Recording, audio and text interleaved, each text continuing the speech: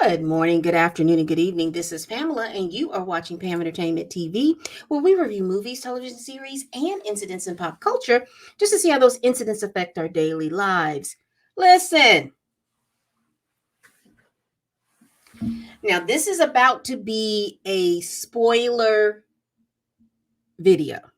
So if you have not watched the Kirk Franklin's Father's Day documentary on YouTube, here on YouTube, you need to go ahead. This is your warning. Go ahead and click off because we're going to talk about this. We're going to review this documentary. So hold on. I'll give you a little time. Watch this. Thank you so much for watching my videos. Hey, please thumbs up this video, and also subscribe. And when you subscribe, make sure you hit that notification bell so that you could be alerted to my new videos. All right, we're getting ready to get into this. Peace. All right, I gave you enough time to log off. So now let's get into it. Now, this is a documentary on Kirk Franklin's YouTube page. It came out a couple of days ago. And it is a heavy one. So I will tell you how it started off. He was recording his 13th album, and he decided that he was going to get a film crew or whatever to kind of document this milestone for him. And in the process of documenting this milestone, something happened. He discovered his biological father. Now, there's twists and turns, and we're not going to go all the way into it. But basically, he discovered through one of his childhood friends who went to his aunt's funeral. I will do some background story. Kirk has talked about this before, that he has had a lot of trials and tribulations in his life. He talks about that, he wasn't raised by his mom. He was raised by a relative. He was adopted. But he knew who his mother was, but she did not raise him. She did not, do anything towards his care. As he was younger, he talked about being homeless and like taking baths in the church and all of these different things. He became a father at a young age. He talks about all of these trials and tribulations. He talks about he had a porn addiction at one time. And if you've been following him, if you're someone who follows him and follows his music, you will recognize that early, was it last year? I know it was during the pandemic. There was some issues with his son. His son had a lot of issues and things that are going on with him. And him and his son were estranged. His son got out here and he had done some videos and things about, kind of blasting his father. He's feeling like his father didn't give him enough attention and all of these little different things. So that's background information. So now we're here on this documentary. So this is how it comes on. He sits down with us and he talks about his life and how he was feeling as he was growing up. Because, like I said, he was adopted by a great aunt, it seems. And, she was like in her 60s. So, a great aunt is good for young children. But as they get older, they're just a little too old to be handling kids. And one of the things that he talked about is because he was with his great aunt, it doesn't seem like he had a lot of friends. And he talked about being lonely. And the only thing that took away that boredom or that monotony was that he saw there was a piano in the front room. And so he started playing the piano. And from that birthed the Kirk Franklin, the musician, the gospel artist, the Grammy Award, and probably Stellar Award-winning artist. But behind all of that success, there's a lot of trauma. With him not knowing or feeling like he knew who he was. He has a very estranged relationship with his mother. We find that he hasn't spoken to her or had like a really big conversation with her in about 2 decades. We also see that pretty much his mother's side of the family. It's a very strained relationship. I will tell you the way the way they were coming, and it's not that they were boxing or anything, but the way that they were dressed, the way the power dynamics is that like with between him and his aunt, there's a scene, and I know I'm jumping, but this is very important to talk about the dynamics and the power dynamics. The way it seems is though, even though none of them had a hand in raising him, they still wanted him to treat them with the reverence and the respect as if they did. And you can tell by the power dynamics that they were really trying to make sure that that would happen. There's a scene in there, and you'll check it out. So that just told me that there is a lot of unspoken truths. There's a lot of stuff that's not spoken. So there are some things that happened in the past that they as a family are not speaking on. And it's interesting because I do know one of the things about when you are from the silent generation and when you are a boomer and even flowing into Gen X, you're just supposed to eat that. Everybody goes through some things and you're supposed to eat that. And a lot of times when you're dealing with trauma, you don't even realize that you're dealing with a lot of trauma. It just manifests itself in how you live your life. So keep that in mind as we go on. So I, I'm really trying to figure out how I want to approach this because I want this. There's a lot of teachable moments within this whole documentary. And even though it was 35 minutes, there's so many teachable moments. So let me just break it down from what I saw. The number one teachable moment that I see that children need a sense of self. It is so very important that children have their mothers. It's very important that children have their fathers. And we see throughout Kirk's life how important it would have been for him to have his father, how him not having his father helped to shape. He didn't have him to shape his identity of who he was. Now, there's things within the DNA that gives me that, as we go on through this documentary, that his father was successful and he is successful because they seem to have learned how to take their adversities and parlay it into a level of success in their lives.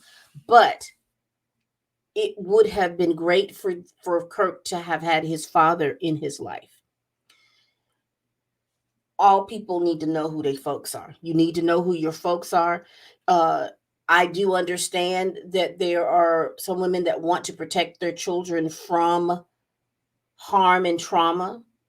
And I understand that. But at the same time, they need to know who these people are. And you have to be able, if you can't, you need to go find you somebody that can help you be able to talk to your children about who they are, because their identity is based on who they folks are.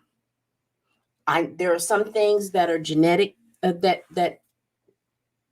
make you. There are things that are genetic that make you that's part of your makeup, but there's also things that are environmental that are part of your makeup. And so it is so very, very important that children be able to know that and to explore that. And one of the things that made me very empathetic with Kirk is because he grew up in spite of that.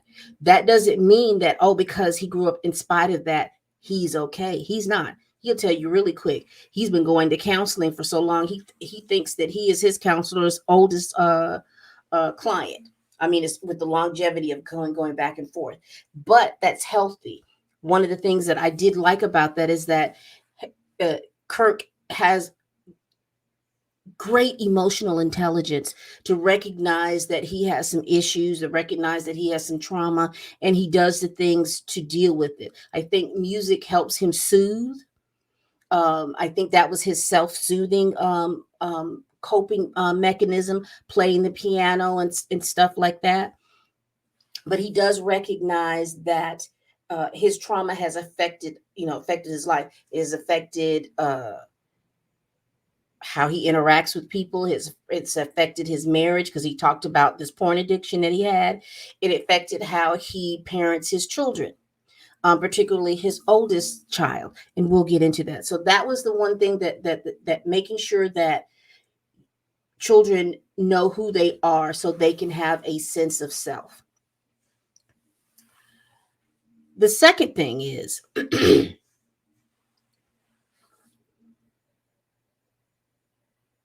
be truthful. I think what's his name? Funky Dineva said sometime a long time. You can't let nobody spray you with your own truth. Be truthful. So there is a lot of family dynamics going on between Kirk, his mom's side of the family. He never did know his father's side because something happened centered around Kirk's birth, which necessitated for him to be adopted. Which the mother has a this delusional level of lying. She thinks she's doing the best thing, but the lying is causing issues and problems. Now, why am I saying that? Because here we find out in this documentary that Kirk has been under the belief that his father was a man. I think I have his name, but we're not going to call people's names. But who he thought was his father was not his father, and this man died believing that Kirk was his son and Kirk believing that this was his father. And Kirk had all this vitriol for this man. This man died believing that Kirk was his child. And then Kirk had a lot of vitriol for this man. To find out that this man was not his father, that his mother lied. How did he find out that his mother lied? He has a childhood friend that sings in his group and helps him bring the album to fruition. She went to a funeral, and the funeral was of Kirk's biological aunt. So this would be his mother's sister. While they're at the funeral, there's some talk about her family. I think it's her father's best friend went to the funeral, and then he was talking about how he used to be had a fling or had a sexual relationship with Kirk's mother. And then that started sending bells out because they were like, well, do you think you might be Kirk's father or something like that?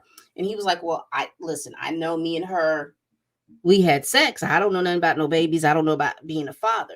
So there was then all of a sudden these rumors and things started to go across because apparently where Kirk is from and where he currently lives, uh,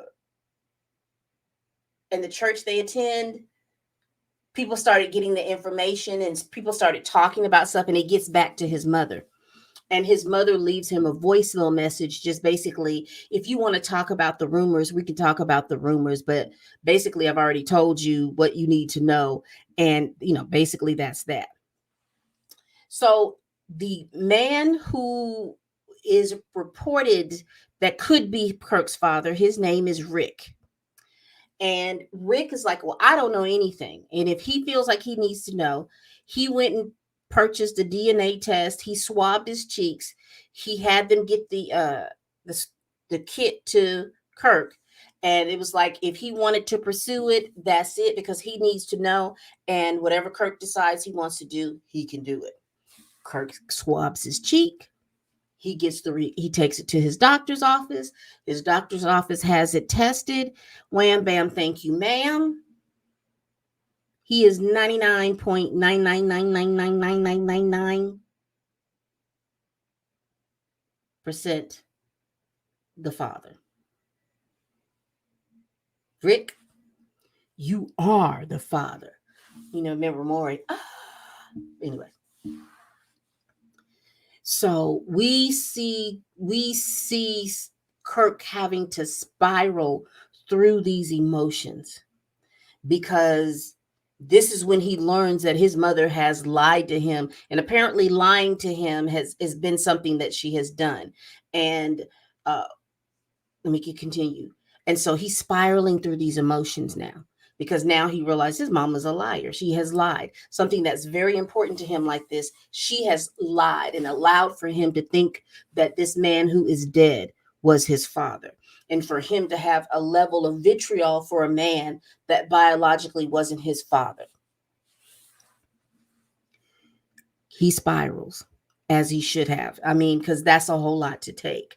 So he then decides that he wants to get in contact with Rick, but he calls his aunt. And when he calls his aunt, remember I talked about the power dynamic. The aunt needs for him to address her as his aunt because apparently he has addressed her before as by her first name because again, they have not raised him or anything like that. So there must have been instances where they have, excuse me, they have used first name basis, but particularly this incident, she wants him to address her as Aunt Sandra, and he tells her, he says, I don't like how you coming at me right now because you basically have never asked me to do this, but now all of a sudden this is an issue, it's a problem, it's a power dynamic. So he lets it go, and that's again emotional intelligence because when you don't have emotional intelligence, you're trying to get to a goal. If he'd have cussed her out, and if he'd have cussed her out, she would have shut down. He would have never been able to have a meeting with his mother because he doesn't know how to get in touch with her. So he tells her to that he needs to get in contact with his mother. Would she facilitate that? And she agreed to do that. So he has set up time so that he can meet with his mother, and he set up time to meet with Rick. He meets up with Rick. Now Rick doesn't even know the he doesn't even know the results, and Kirk presents him with the results because Kirk asks the questions like, didn't anybody tell you that she was pregnant or anything? And he was like, there was no talk about that. And Kirk was confused. So I'm going to unconfuse folks. Back during that time, because from what I'm looking at, I believe that they were all teenagers, and I want to say 15, 16, 17, somewhere in there. I'm thinking that they were all teenagers around the time that when Kirk was conceived. Back during that time, if you were a teenage, if you were in a teenage pregnancy, if you got pregnant as a teenager, you usually were sent off to a maternity home or a maternity school. And basically what happened is that the only people that would be in that school would be pregnant women, pregnant teenagers. And they would go over with you about you going through your pregnancy. You would go to school for 3 or 4 hours a day. Then they would go over with you what you need to do as far as you're about to be a mother. They would do an assessment to see whether or not that you and your baby can go home and thrive in the home, or they would place your child up for adoption. Now, I said they would check to see if you would thrive because they believe that as a teenager you might not be the best fit, especially if you were an unwed teenager. They would heavily push for you to place your child up for adoption. And so what I'm thinking is that when this is me speculating, I have no proof. I'm just knowing how things operated back in the day. Once it was found out that she was pregnant, everybody and their grandmamas got quiet. You didn't talk about that pregnancy. You sent her where she needed to go. She needed to go to the doctor's appointment. She went to those doctor's appointments. She wasn't in regular school anymore. You wouldn't be in regular school. Like I said, they had a maternity school or a maternity house where you would go and get those services like that. Once you had the baby, there was a quick decision of whether or not you were going to keep the baby or whether the baby was going to be adopted. And it sounds like Kirk was adopted. So when Rick said there was no talk about that, that is because it probably wasn't. Baby, you couldn't get Noah to tell you anything in regard to that. You just knew that the girl was gone, and the excuses would be, oh, we have an aunt that is a little sick or ill up north, and she went up there to help take care of her for a little while, and she'll be back. And that would be that would be one of the many excuses that would be used by families so that you wouldn't find out that they had a daughter that was with child. So he said he didn't know. And then to find out that this man is his son, and to watch that dynamic, because he's feeling upset and guilty because he's had a whole child for 50 some odd years, and he seems to have been married and has raised his own children, and to know he's had an older son that was just out here in the world floundering, and you can tell that hurt his heart. And one of the things that I wanted to bring up too is how close Kirk was to his father and not even know it, because where Kirk's biological father lives, he says it's like a couple of doors down for where his youngest son used to have play dates. Because I think all of Kirk's children are grown now. But so his youngest son used to go there. They used to take him over there to have play dates. And your father's across the street mowing the doggone lawn. Can you?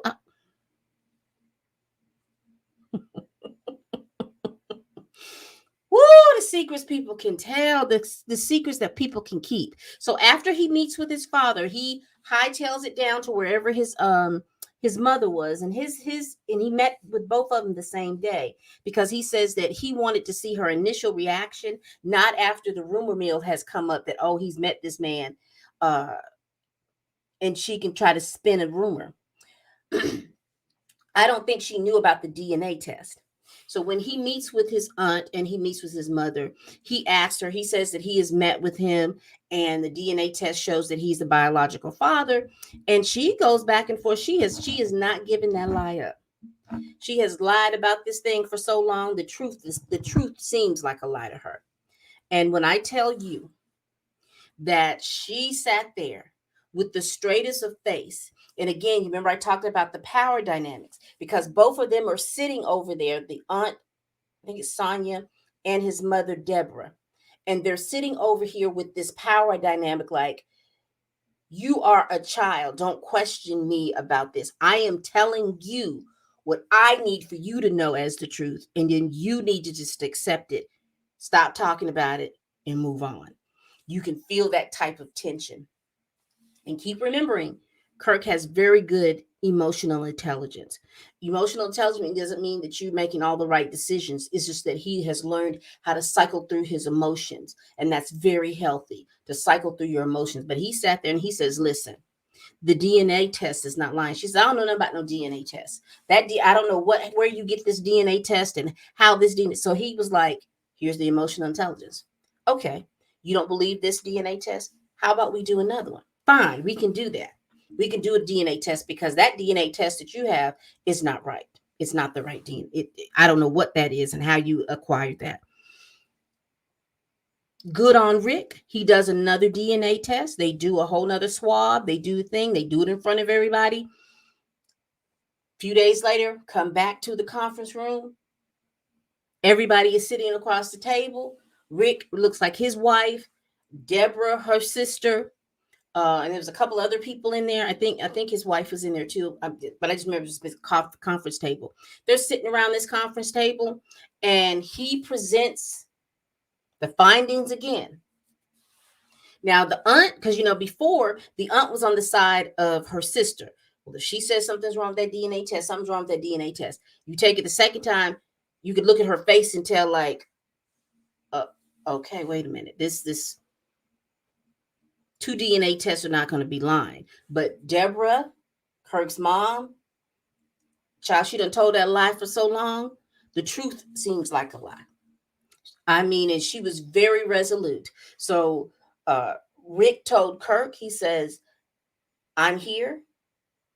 I want to be in your life, but I want you to do it at your pace, not mine. Just, we good. And him and his wife left. This is what Kirk, the mom is still talking about this DNA test is not right. I don't understand. And, we need to, move forward from the relationship. And Kirk said, are you not willing to abide by the fact that I have done a DNA test, not once, but twice, that shows that beyond a shadow of a doubt, this man is my father?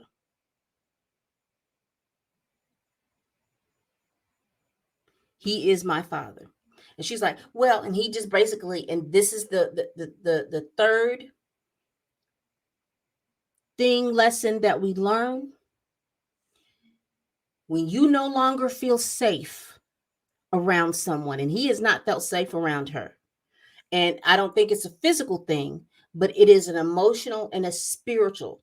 She is unsafe there because her refusal to acknowledge that this man is his father, that's not safe for him. And he basically told her, if you're going to continue to lie to me, I can no longer have a relationship with you. She seemed stunned. He says, because I know that you're lying. And she was like, well, he says, this is science. This ain't what you say it is. This is science. This is irrefutable proof that he is my father. And since you do not want to admit that, and you do not want to have a truthful conversation about that, you and I can no longer have a relationship.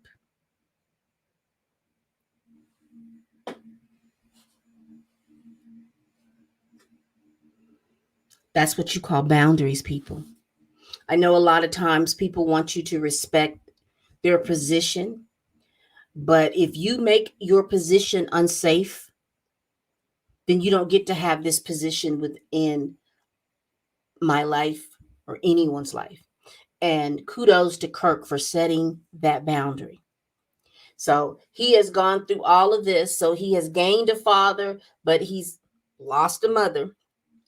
So that now, because he has had this revelation, he goes back and he talks to his son and he explains to his son what happened.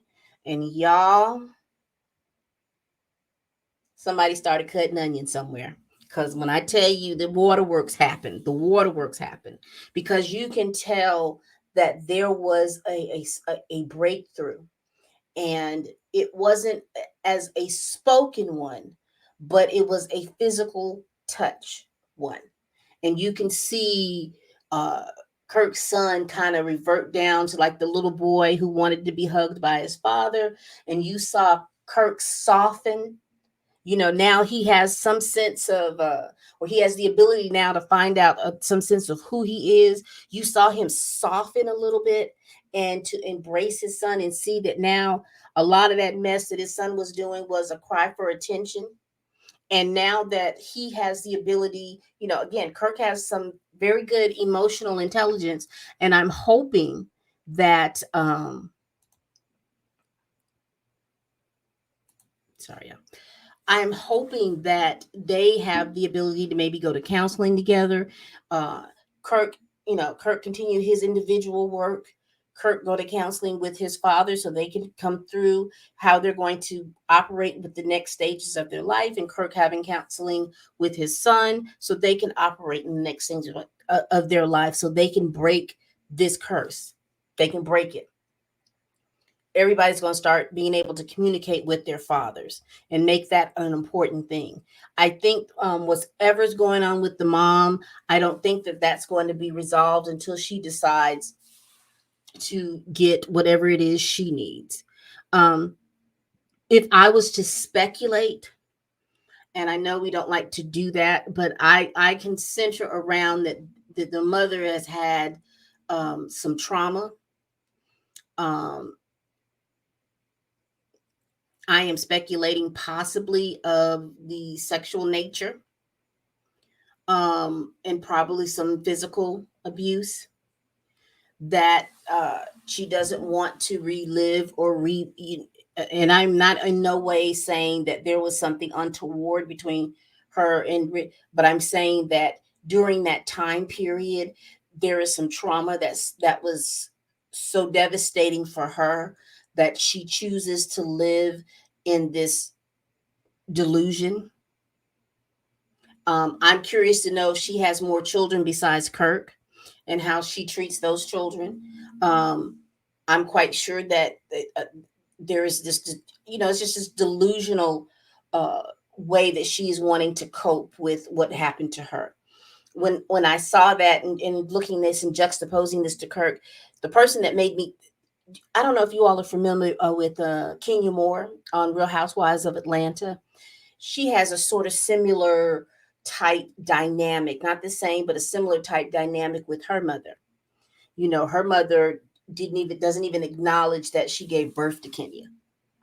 And so I don't know if it was rooted around some trauma or not, but Kenya's had an issue of trying to seek her mother's love and some identities things and stuff like that. And so those types of dynamics and stuff like that were similar to me. So if you've seen this documentary, what did y'all think?